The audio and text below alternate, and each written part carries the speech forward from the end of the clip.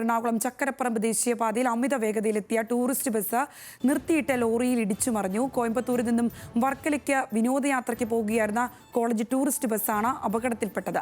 അധ്യാപകരും വിദ്യാർത്ഥികളും അടക്കം 30 പേർ ബസ്സിലുണ്ടായിരുന്നു. പരിക്കേറ്റവരെ ആശുപത്രിയിൽ പ്രവേശിപ്പിച്ചു.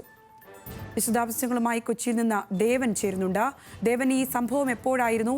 പരിക്കേറ്റ വിദ്യാർത്ഥികളുടെ ആരോഗ്യസ്ഥിതി എങ്ങനെയാണ്? സംഗീത പുലർച്ചെ 3 മണിയോടുകൂടിയായിരുന്നു എറണാകുളം ചക്കരപ്പറമ്പ് ദേശീയപാതയ്ക്ക് സമീപം ഈ അപകടമുണ്ടാകുന്നത്. കോയമ്പത്തൂർ രാമകൃഷ്ണ കോളേജിലെ വിദ്യാർത്ഥികളായിരുന്നു ബസ്സിലുണ്ടായിരുന്നത്. ഇവർ കോയമ്പത്തൂരിൽ നിന്നും വർക്കലയ്ക്ക് വിനോദസഞ്ചാരത്തിനായി എത്തിയ വിദ്യാർത്ഥികളായിരുന്നു. ഈ അമിത വേഗതയിൽ വന്ന ബസ് ദേശീയപാതയ്ക്ക് സമീപം നിർത്തിയിട്ടിരുന്ന ലോറിയിൽ തട്ടിയാണ് അപകടമുണ്ടായതെന്നാണ് പോലീസ് പറയുന്നത്. അപകടത്തിൽ ഡ്രൈവർക്ക് നിസ്സാരമായ പരിക്കുകളുണ്ട്. ഡ്രൈവറുടെ കാലിന് പരിക്കേറ്റിട്ടുണ്ട്.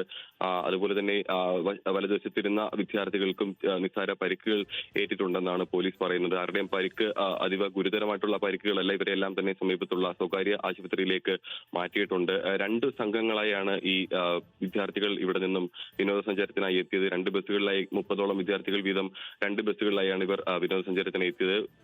കോയമ്പത്തൂരിൽ നിന്നും വർക്കലയ്ക്ക് പോവുകയായിരുന്നു ഇവർ.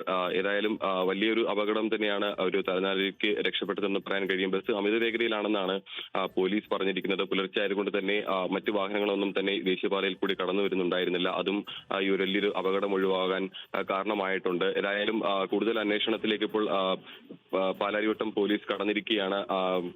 വരും മണിക്കൂറുകളിൽ ഈ അപകടവുമായി ബന്ധപ്പെട്ട കൂടുതൽ വിവരങ്ങൾ നമുക്ക് അറിയാൻ കഴിയും. സംഗീത. ശരി ദേവൻ, ഇന്ന് പുലർച്ചെയാണ് എറണാകുളം ചക്കരപ്പറമ്പിൽ ഇത്തരത്തിലൊരു അപകടം നടന്നിരിക്കുന്നത്. ദേവൻ MP ആണ് വിശദമായ വിവരങ്ങൾ പങ്കുവച്ചത്.